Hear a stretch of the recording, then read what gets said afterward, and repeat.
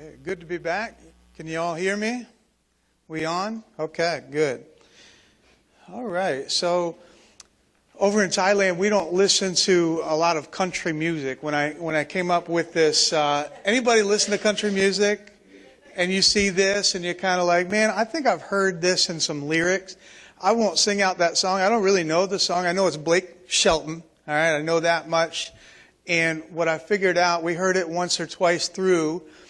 I think it's about partying, like in a cornfield, right? Anybody know what I'm talking about? I know the end. There's this weird little part. He's like, chew tobacco, spit. You know what I'm talking about? Brian, you're with me. I heard it once or twice. I heard that part. I was like, man, that's nasty. But this, he talks about kicking up dust. And I think at that point in the song, he's talking about having, like, dancing, out in the country, right? So that's not what we're going to be talking about, all right? Just to put that out there. I got this phrase from the New Testament. I got it from a Greek word, all right? So throughout the New Testament, when they use this word diakoneo, all right? Maybe you've heard that word before, or if you think about it, this is where we get the word deacon, all right? Diakoneo, deacon. So it's the same word, but literally what that word means when you parse it out, to kick up dust, right? So the Christians in the first century, Paul and the other guys right in the New Testament, they grabbed hold of this word and they said, well, we're not just going to talk about, kicking up dust. We're going to use this word to talk about serving. We're going to talk about ministering to other people. So when they use this phrase, this word that means to kick up dust, literally they meant you're serving people with such tenacity, right? You're so active. You're making so much movement in your service to other people that everywhere you go, you're just kicking up dust. Isn't that really cool? So what we're going to talk about today, this morning, is just this general idea of serving. And what I'm going to do today, Brian's right, we are going to give you a little glimpse of some of the things that we do in Thailand. So this is the first time I've tried to do it, sort of a hybrid sermon, right? So we're going to go through a text. We're going to go through what I'd say is like the key text on what it means to serve and what Jesus demonstrates about service. And then we're going to talk about some ways that not only do we serve, but we see other people around us in Thailand serve other people, right? So we're going to jump right in. There's some preachers that take 15 minutes to open the Word. I'm not one of them, all right? So we're going to jump right in. We're in John 13, and we'll start here in verse 1. It was just before the Passover festival. Jesus knew that the hour had come for him to leave this world and go to the Father. Having loved his own who were in the world, he loved them to the end. The evening meal was in progress, and the devil had already prompted Judas, the son of Simon Iscariot, to betray Jesus. Jesus knew that the Father had put all things under his power, and that he had come from God and was returning to God. And so when we read that, we understand that Jesus is not confused, right? And we understand, by the way, what's the setting? What's going on here? The Lord's Supper was about to go down, right? The very thing that we just did together, it was born in this moment where Jesus is with the people that he has been pouring into, right? But he's about to be betrayed. He's about to be crucified. And in that moment, I think it's really interesting to me, like if this is Jesus' last few hours with his disciples, what's he going to do? And what's he going to say? And the Gospel of John, I notice you guys are moving through that on Wednesday nights. You'll see that the Gospel of John really gives us a lot of detail about what those last hours look like. And I think it's like John 14, 15, 16. It's like the most read letters you'll find, the most words of Jesus that you'll find like in a big, batch of words. But before that, he does something, right? He does something at this table. So we're going to get into that. Look at verse 4. So he got up from the meal, took off his outer clothing, and he wrapped a towel around his waist. And so what he's done here is he has taken on the form, the appearance of a household slave, right? They would call it a bondservant. So he has just taken on the lowest position that you can take on in the first century, right? So here's what's interesting. Luke's gospel gives us details that John's does not regarding the Lord's Supper here. So here's what Luke tells us. He says when they're in the upper room, the disciples are bickering about who's going to be the greatest in the kingdom of heaven, right? And so they're having this conversation, more like probably an argument, right? And they know that he's about to establish his kingdom. They don't know exactly what it's going to look like, but they all want to be at the head, right? They want to be on the top. And so in this moment where they're bickering about who's going to be the greatest, Jesus has just dressed himself as the least. I think that's an important note. We continue. What happens? He doesn't just dress the part. He does something else. Verse 5. After that, he poured water into a basin and began to wash his disciples' feet, drying them with the towel that was wrapped around him. That's just one verse, but that is such a powerful thing that is happening in this moment, because now he's not just dressed as a slave, he's doing the work of a slave, right? And it's not just the work of any slave. In the first century, before you entered somebody's house, there would be a basin full of water outside that home, right? And you weren't to go into the home until you would have your feet washed. So Thailand, where we live, and Israel, where this is happening, there's some similarities, right? They both have these really dry seasons. They both are full of people walking around in flip-flops and sandals all year long, right? They both have people whose feet are terribly dirty, right?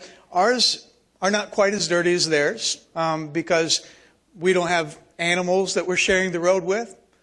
Sometimes there's an elephant, but you can avoid, when they drop stuff. But they couldn't really avoid, walking in some stuff. And so you would have dry and cracked feet, right? Just as we do. I make the joke, but it's really true. From time to time, my wife and I, we get foot scrubs. All right? We don't get pedicures. So don't be like accusing me of that. All right? I don't get my toenails painted, right? But we do from time to time because they're so nasty, our feet.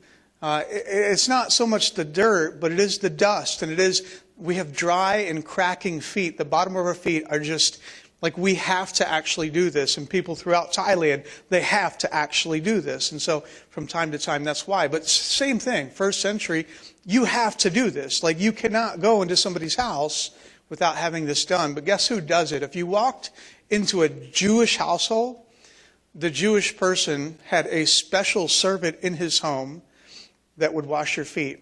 It wasn't a Jewish person. It was a Gentile, right? So they, not only were they like, this must be the job of the servant, it must be the job of the lowest servant that we have in our home.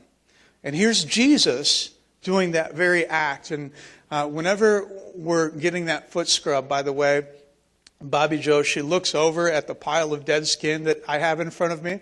Some of you guys, you're not familiar with this. So maybe you're familiar with like haircuts. All of us have done that. So have there been times where you had a lot of hair cut off, right? Some of us are like, yeah, if I go back 30 or 40 years. But you've seen like this pile of hair and you're like, oh my goodness, that's how much I lost. My dead skin from my feet is like that. It is disgusting. It's repulsive. Bobby Jo looks over and she's like, I feel so bad for that lady having to get all that out. So we feel bad for her. Can you imagine sitting there and having Jesus do that to you? Like having Jesus down there, humbling himself and washing your feet. So the disciples don't have to imagine, it happened to them. They're there, it's happening. And Peter, do you know anything about how he responds, how he reacts in this moment? Look at verse 6. He says, Lord, as Jesus approaches him, Lord, are you going to wash my feet? Right? Peter's not having it. Peter can't even, he can't fathom that Jesus would possibly do this for him.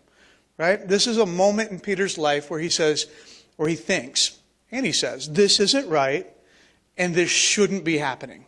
Right? You ever had that moment where you're like, these roles should be reversed? Like, I should not be in this position. They shouldn't be in that. That's what's going through Peter's mind. And so Jesus responds, verse 7, You do not realize now what I am doing, but later you will understand. And that's really the story of Jesus' life, his whole ministry, everything he said. You don't really get, like if you read the rest of the gospel, but you don't read how it all ends, you don't really understand his life. You don't understand his ministry.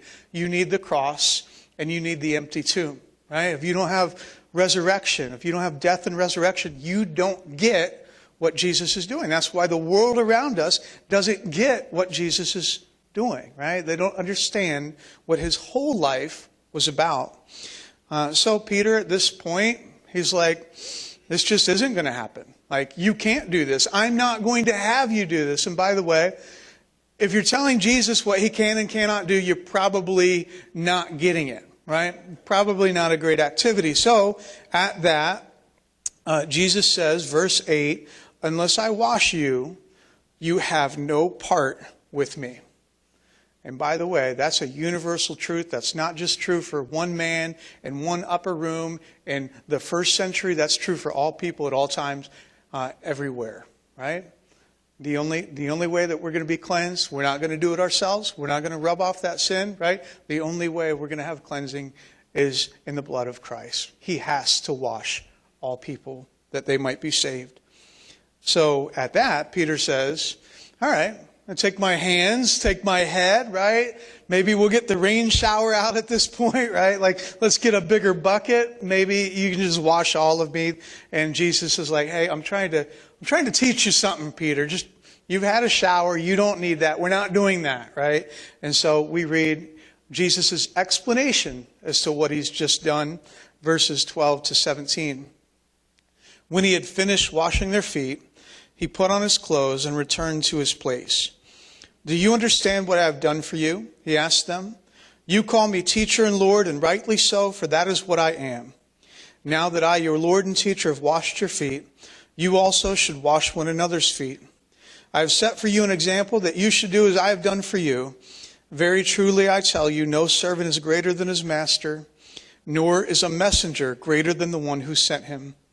Now that you know these things, you will be blessed if you do them.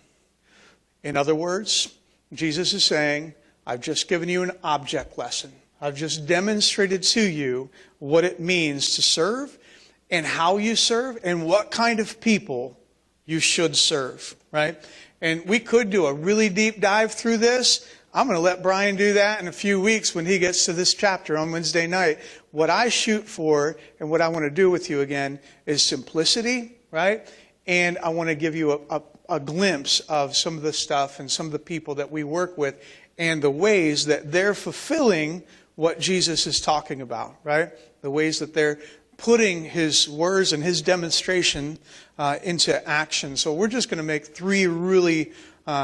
give you three simple truths and then a little challenge at the end. So the first thing that we learn here is there is no person that is beneath you or unworthy of your time or attention.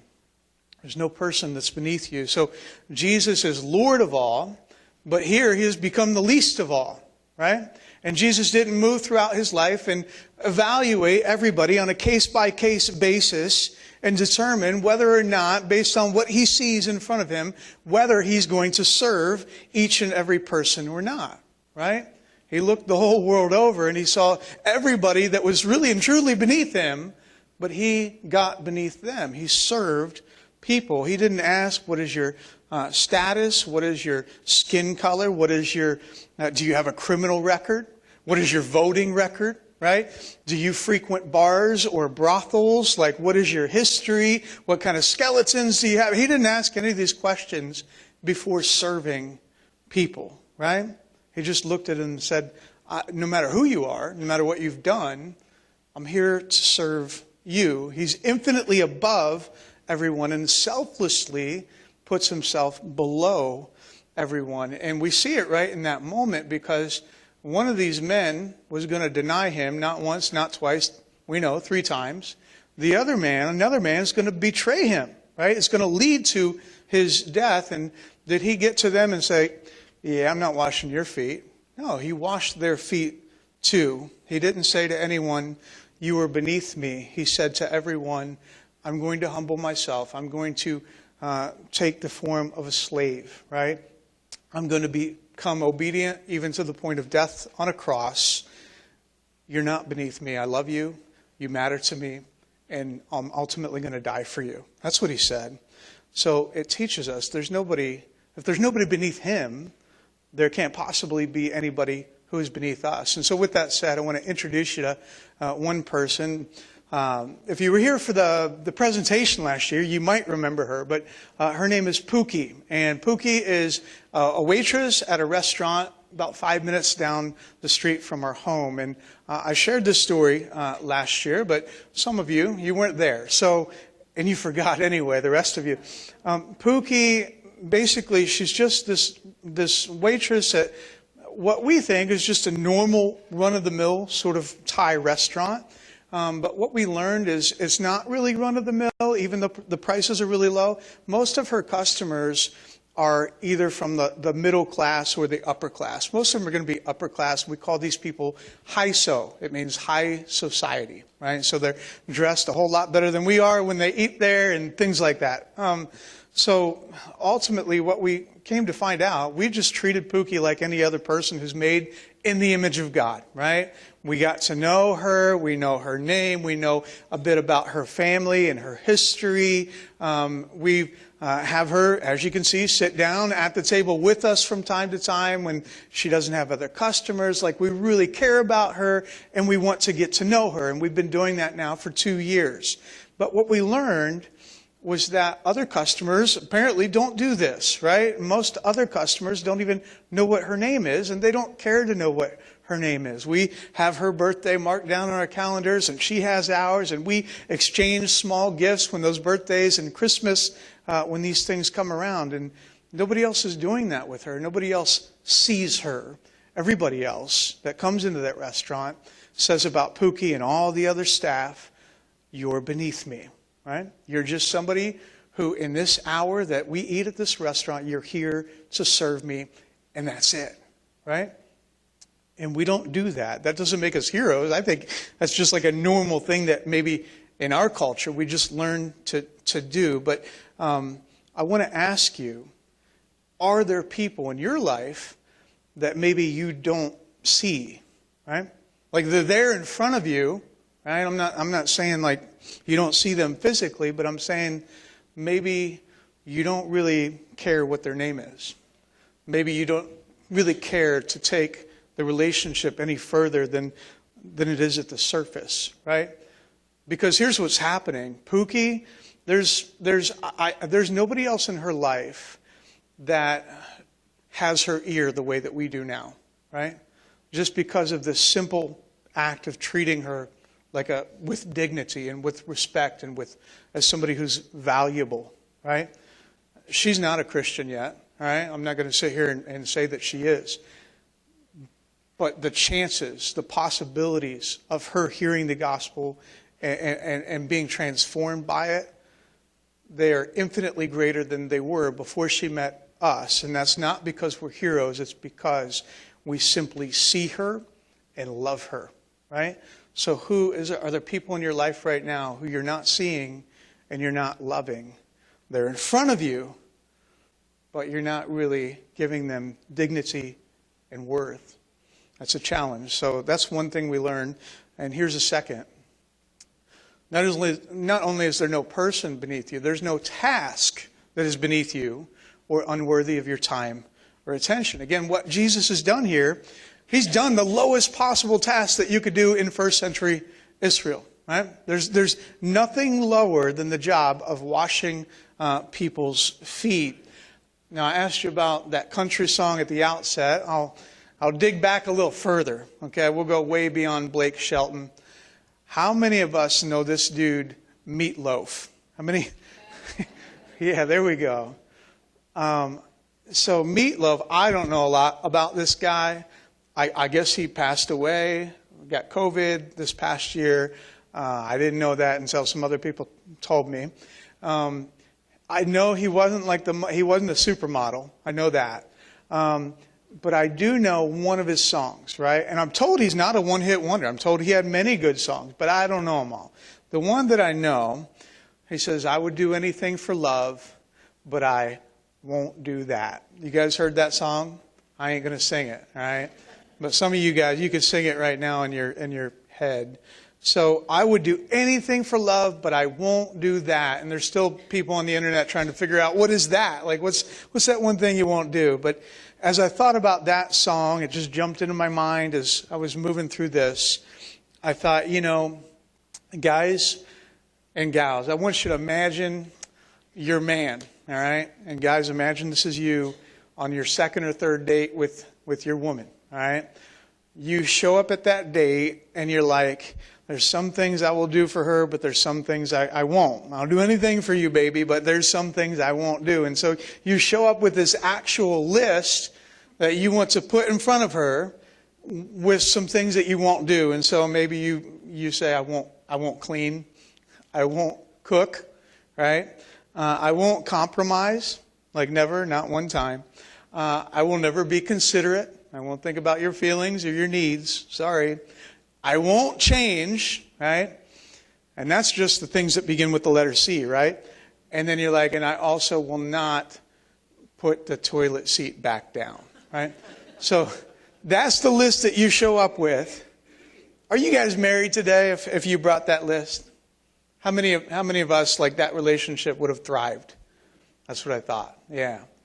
And if you came to me and said, hey, what do you think went wrong? Like, why do you think that relationship didn't thrive? What would I say to you? You didn't love her, right? You said you would do anything for love, but here's the things that I wouldn't do. And that's not what love does. Love says, I will literally do anything that it takes for you. That's what Jesus was doing when he went to the cross, right? But here's the thing, that whole meatloaf song and that little story that I made up, those are kind of funny, right? But the truth is, many of us, we kind of live that way. We kind of do play this ridiculous game when it comes to serving other people, right? We have in our mind a list of things that we're willing to do for other people, for the church, and then a list of things that we aren't. And the best way I can demonstrate that, if you're like, Matt, that's not true about me. The best way I can demonstrate it, because I'm guilty of it, is, are there any sign-up sheets right now at the church? I imagine they are. Like, there's some list somewhere. Maybe there's a VBS upcoming. Maybe, I know there's a rally. I know there's children's ministry needs probably. Maybe some worship ministry needs. Every church has a list, right? How many of us, we've said, I'm convicted and I think I ought to serve. I've been coming to this church this long and I've just kind of been sitting through, and getting served but not serving. I should do this. And then we get to the list and then, I'm not doing that. I'm not doing that. I'm not doing that. Oh, somebody took that already? Oh, that's what I wanted to do, right? How many of us, right? And then, like, what happens is you actually just walk away from the list and you don't sign up for anything because you've evaluated, like, what you are willing to do and what you're not. I'm guilty. I'm guilty as somebody that sat in the pew. I'm guilty as somebody that was the preacher, right? There are things that I was like, man, I'll do anything for this church, but I'm not doing that. We were at a church camp last week, and I think I took this slide out, so I can't show it to you, but it was a wilderness camp, right? Round Lake out there, Mount Vernon, that area, Ohio. And we're out there, and Bobby Joe goes to the bathroom, and she comes back, and she got this picture she took on her phone, and it's the camp chores. And at the bottom of that list, it talked about cleaning out the porta potties, right? And it said, make sure you use this particular stick. I'm like, what other stick would it be? And it just had, like, the details of how you have to clean out the porta potties. And I'm just like, yeah, like, if I were one of the kids at this camp, that's when I'm grabbing my phone. I'm like, Mom, you got to come get me. Like if that's what they assigned to me, I can't do that. But we do this with people. We do this with the church. We do this with coworkers. We could do it with neighbors. We can do it with family.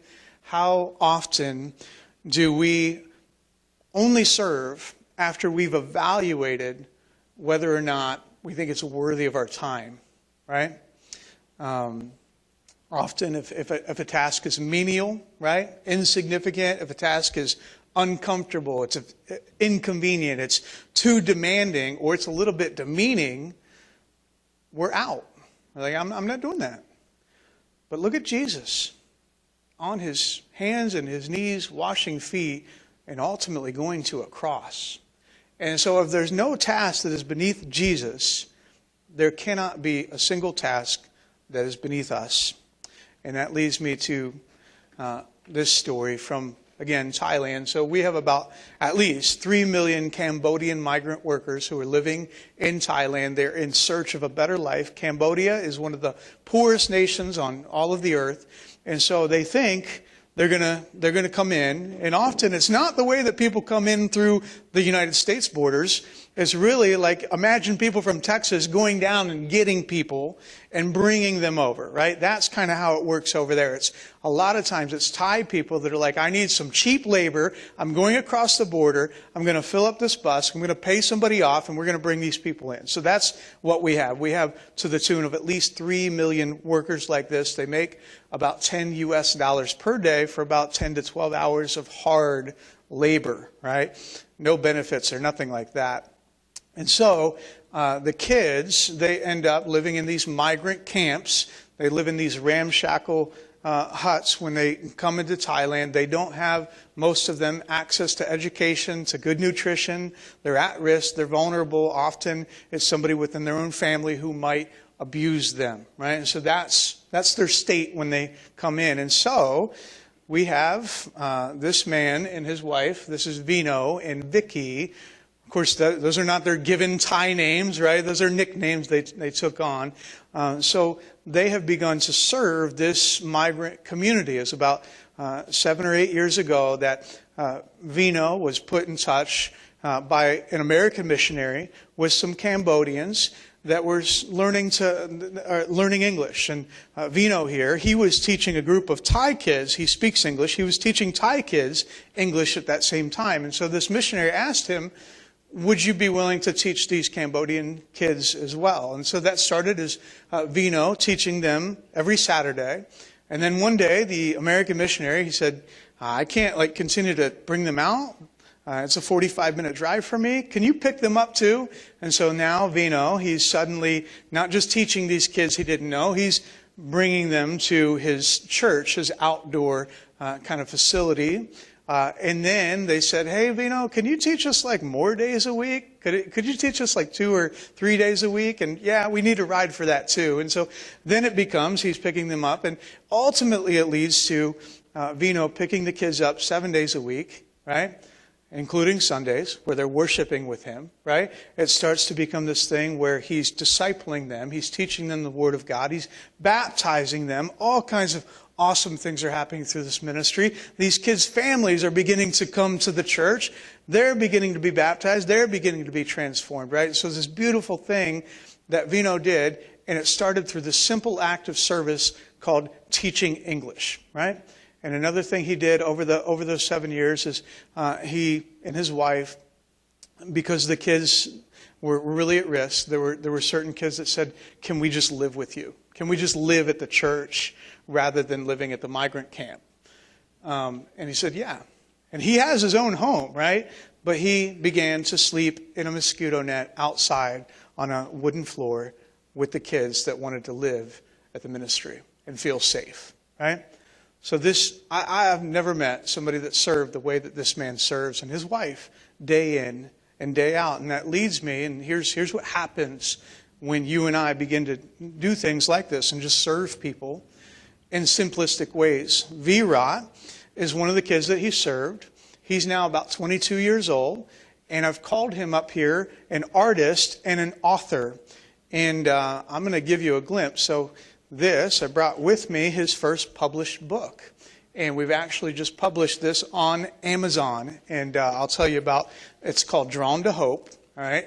If you put in Drawn to Hope on Amazon.com, it will be your first hit, right? There's nothing else like it. So it comes to the top. But It's basically the story of Virat being one of these kids that Vino and Vicky went to pick up and went to teach English, and he ended up living at that ministry with them. And it's the story of his life being transformed, going from a Buddhist person who lived in Cambodia, becoming a Christian. So I'll just show you a couple of the pages. So he is the artist. This is his artwork. He is the author. He didn't write it in English. He had some help with that, right? But this is the beginning of the book. It's about how he loved to run through the fields of Cambodia, right? He had a good life there as far as he knew. But this page is when his parents decided, we need more money. We need a better life, and we're not going to find it in Cambodia. And so this is the metal shack that he came to live in when his family moved to Bangkok, right? And so this is kind of a dark page in the book. And then this is his baptism, right? I wish I was an artist and I could draw my own baptism like that. That's pretty cool. And that's Vino in the book. The other man I showed you, that's him baptizing Virat. And then we get to the very end of the book. I'll spoil it for you, but you should still go out. If you buy this, by the way, he gets $3.62 for every book. Amazon gets the rest. All right, so this is the last page. Kind of comes back to how he liked to run in Cambodia. He says, I still like to run, but now I have a different race to serve God the rest of my life as an artist. I want my work and my life to illustrate the living hope I've found in Jesus. Isn't that awesome? So Virat, this story is the story of virtually every kid that we work with out there at this ministry. Because they spend so much time being influenced, being cared for, being loved, being served by Vino and Vicky and all of these other Thai people that serve with them. All of them end up becoming Christians. I mean, it's like 100% rate, you know. Some of us, we've been a part of like one day a night, one night a week ministries, and it's really hard, right? Because they're out there in the world most of the time, they're here for an hour. They're mostly with Vino and Vicky, and their lives get changed because they're always in the Word. They worship every day. 8 to 9 a.m. they worship in song. 9 to 10 they worship in prayer. And then we show up and teach some English. But what they really need, what really filled them, happened in the 2 hours before we got there, right? So these are the stories. Like, this is what happens when we just start to serve the people around us, even in the most basic and simplistic ways. So I want to challenge you to do that, to find some people to serve. And know that you don't have to serve them in the most radical ways. You can serve them in the most simplistic ways and have real change. All right, there's one more point that we're going to make here, though. So here it is. We also learn when you serve others, you are blessed too. Jesus said, now that you know these things, you will be blessed if you do them. Now, I don't want that to be your motivation for serving, all right? That's not what Jesus is getting at. Like, oh, I get the blessing if I serve other people. It's just a byproduct of it, right? And here's the thing. Some of you know, I used to serve in the ministry as a senior minister down in Milan, all right? And so I met a lot of people down there, and I met a lot of people in all of my travels. I met a lot of Christians who they felt like they were missing something. They felt like these people have a peace, these people have a joy, these people seem to be filled, but I'm not, right? And they're looking for answers. Like, how do I solve that dilemma?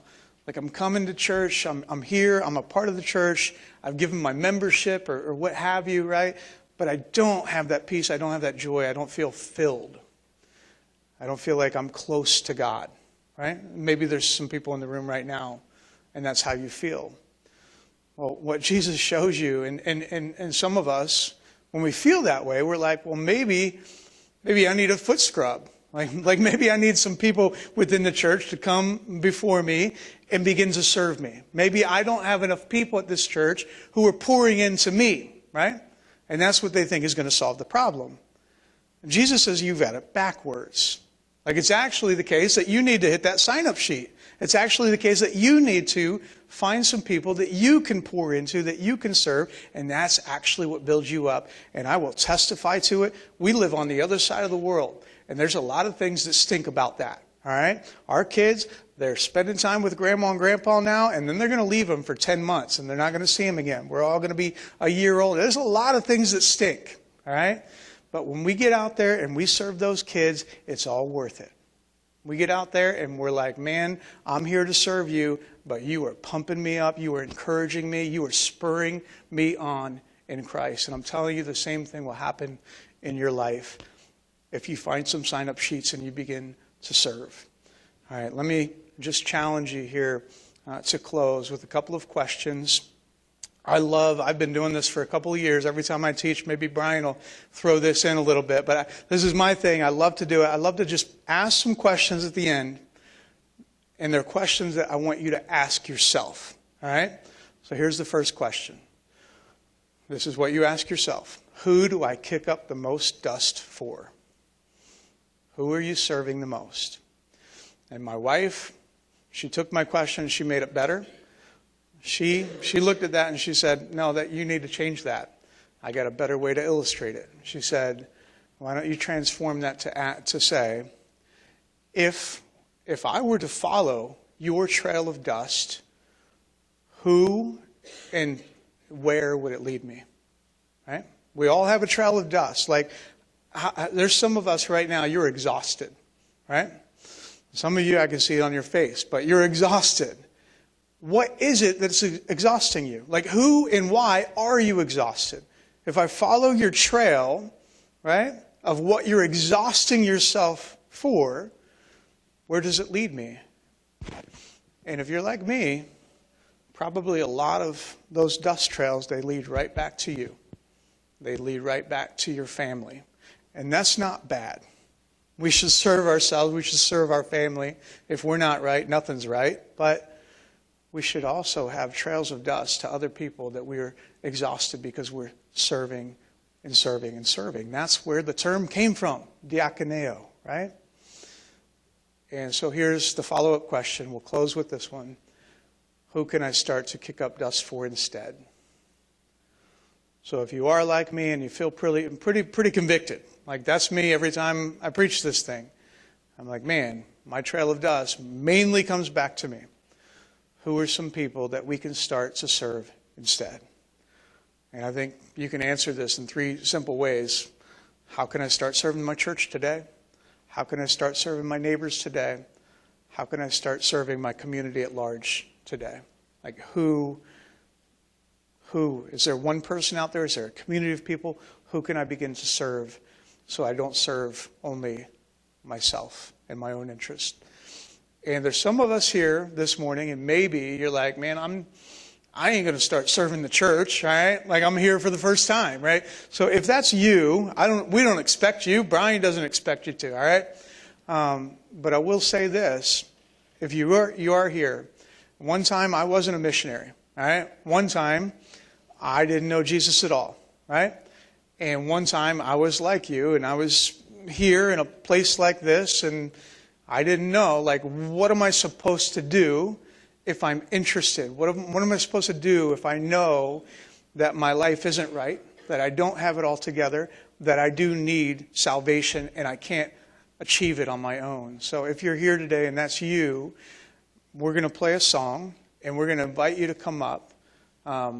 And we're going to be here. Brian's going to step up. We're going to be here to pray. But I can tell you, you have to change, right? You have to turn from where you are towards God, right? You have to confess Jesus is Lord, right? And you have to be baptized. Like, that's just an early Christian teaching. It's what Jesus himself taught from the beginning, right? He said, go make disciples, baptizing them in the name of the Father, Son, and the Holy Spirit. And then once you have the Spirit inside you, God himself coming to live in you, you can start to serve in ways that you never even thought were possible, right? Because he has come, the very presence of God within you. So I want to invite you, come. You don't have to do all of those things today, but you can at least come and have a conversation about it. So let's go ahead and play that song and invite you to come.